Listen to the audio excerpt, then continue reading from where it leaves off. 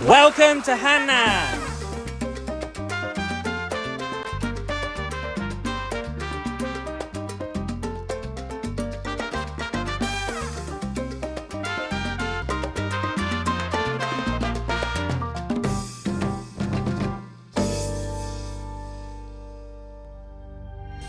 Welcome back to the Samurai Chronicles. As summer scorches on, we found solace in the cool ocean breezes of Hannan, tucked away in the southernmost part of Osaka.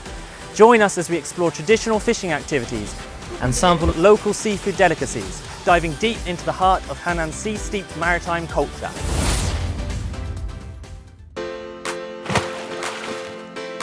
Today we're plunging into a unique fishing adventure found only in 2 places in Japan, Sudate. Sudate is a time-honoured fishing technique that exploits the rhythm of the tides, and here in Hannan, known for its shallow seas, it's the only place offering this activity in western Japan. The method entails stepping into an ingenious setup of large nets that have been strategically placed in shallow waters. As the tide retreats, marine life, lured into the Sudate during high tide, are left behind, ready for the catch. So today I'm joined by Mr. Iwai, who is a marine consultant. Can you please tell me a little bit about the history of Sudate asobi? 江戸時代に東京湾でスタートしてます。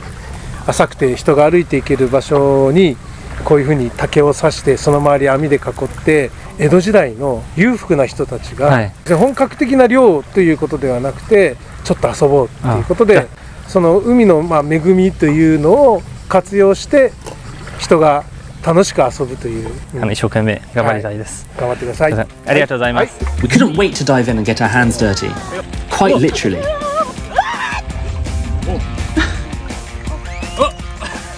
As we try to snatch up the vibrant sea bream, the red-spotted grouper known locally as ako, and experience the unique thrill of grappling with octopuses.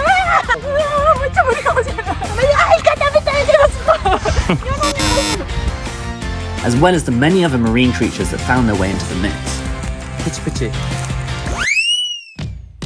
Alright, let's give it a go. See a fish right here. Whoa! I've got to put it in this bag. So I've got a sea bream, or in Japanese, tai. これ目を押さえるね。ほら、魚に動かんでや。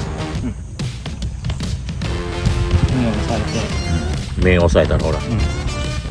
オッケー？はい。魚のお目目。目を押さえるのグッて。グッて。グッて隠すんね。Right, so I know what you're thinking. I just dropped the fish. Well, I was actually just practicing catch and release. Just look at that focus. そう。何動かんのやろ。はい。オッケー。I bagged myself a fish. Sea bream. What is this? Apple.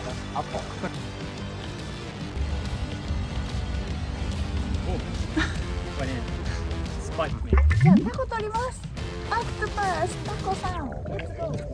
ああ、柔らかい。頑張ってね。無理かもしれない。そう。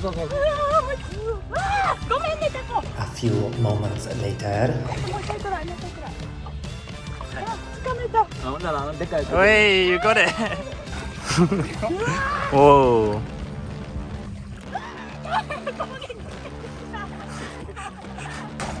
ジェームスタン。うわ。はい。で。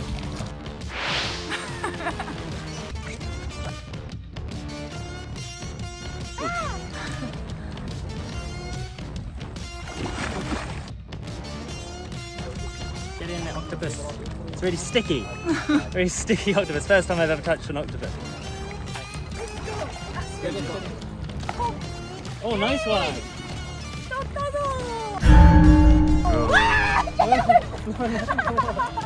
Oh, there's not the little fish over there. すごいいっぱいいる。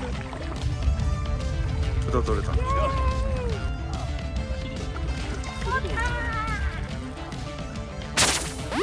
Jump! Oh.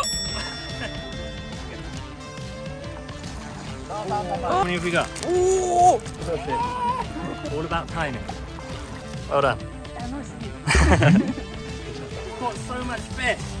Yeah, How was it? octopus. How was it? すごい楽しかった。タコ手づかみしたの初めてでした。 Yeah, it was so much fun. I was quite surprised that I was able to actually grab the fish with my hand and put it in. It's quite heavy now. We've got quite a lot, so I don't think I'm going to need to have much dinner for a long time. Like and subscribe. Now, we certainly worked up an appetite following our Sudate experience, and when you think of Hannan, it's all about the fresh seafood. Today we've come to a place known as Ryoshi no Ie Meshi Eishin Maru Nagara. This is what is called a kaisen don, or seafood bowl, packed with salmon, tuna, amberjack, sea bream, squid, and octopus. Lots and lots of different fish here. Quite excited. Some of which we caught just earlier at the Sudate. And eating it has its own flair. You can mix wasabi, Japanese mint leaves, and green onions into soy sauce and drizzle it over, or place wasabi directly on the seafood itself, dip it in soy sauce, and enjoy. Just go with your mood or preference for that day. And here's a little dining tip for you. In Japan, it's generally considered polite to hold the bowl when you eat. And I'd say it certainly adds to the experience. One of Osaka's most iconic street foods is takoyaki, which are delightful octopus-filled balls that people come to try from far and wide. And while this might be a modern dish, evidence suggests that people local to the region have been relishing octopus for millennia. During our visit to the Cultural History Museum in Hannan, we discovered that octopus pot fishing in the region began as early as 50 AD. It was astonishing to see that these pots, with only minor tweaks, have retained their design throughout various eras, right up to this day.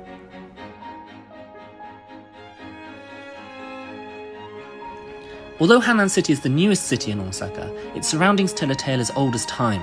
Its lush landscapes and bountiful nature have made it so that it's been occupied for an extremely long time, with artefacts even having been found from what is known as the Jomon period, an era that began approximately 13,000 years ago.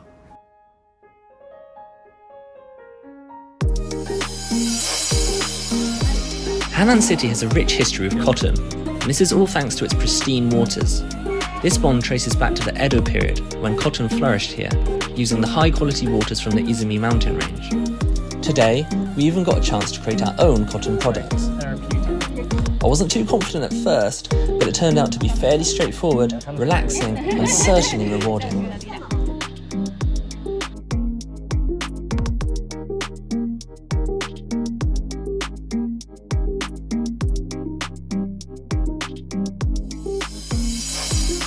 Hannan City is home to the oldest sake brewery in Osaka, Naniwa Shuzo. I went to talk to its president and find out all about how Japanese sake is made. Right, so today I'm here with Mr. Naruko Shacho, who is the president of Naniwa Shuzo. So what can you tell me about the history of Naniwa Shuzo? 創業が1716年で約300年余り経っております。非常にいい水が井戸から湧き出るということで、この辺は泉州、泉の州と書いて泉州と呼ばれる地域なんですけれども、昔から非常にいい水がたくさん湧き出てきたので、その水を使ってお酒を作るようになりました。Whilst beer is made by fermenting barley, sake is produced by fermenting rice. Although there's little difference between the rice we eat and the rice used for sake, he told us that less sticky rice is usually preferred in production. When I asked about the various types of Japanese sake and what makes them all different, he explained to us that it's all in the degree to which the rice is polished at the beginning of production. The more it's polished, the fewer impurities the sake has. However, this also means that a greater amount of rice must be used, thus driving up costs.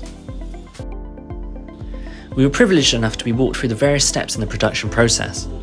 First, we saw the well from which the vital water, crucial to sake brewing, is drawn from the ground. This water is then used to steam the rice in a massive container. Once steamed, the rice is transferred to another area and cooled down to the appropriate temperature for fermentation. Due to the perfect temperature for making sake being between 10 to 15 degrees Celsius, production using traditional techniques, such as the one on display here, is only possible through the winter.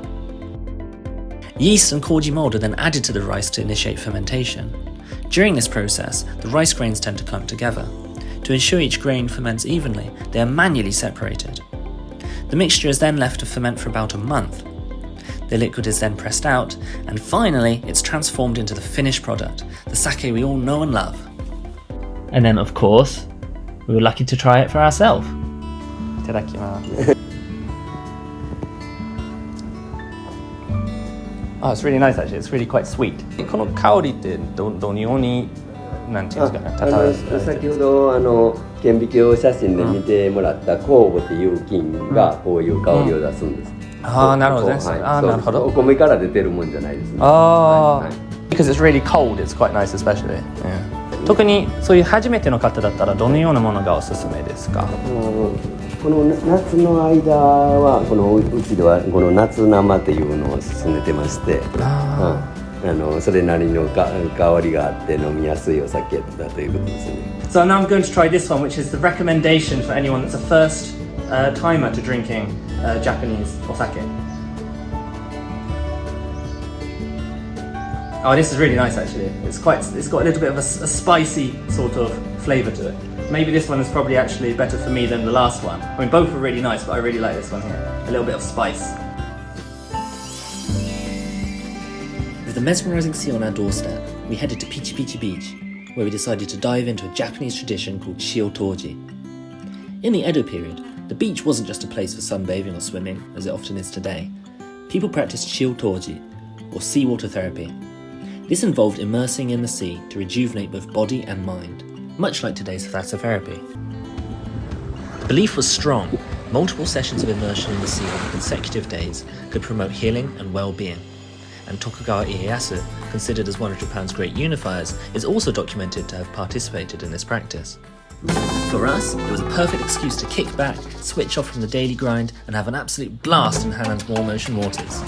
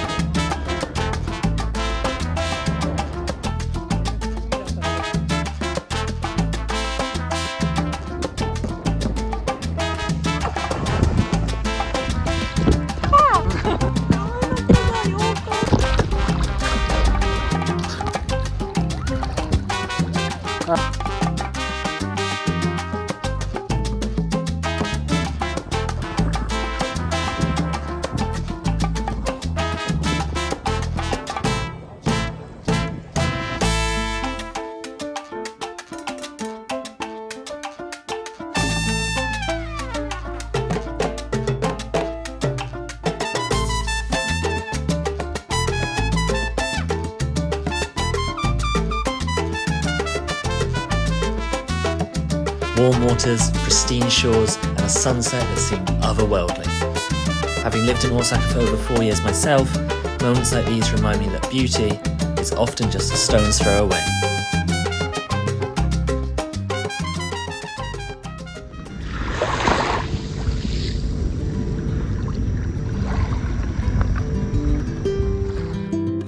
This was my first ever visit to Hannan, and I was truly taken aback.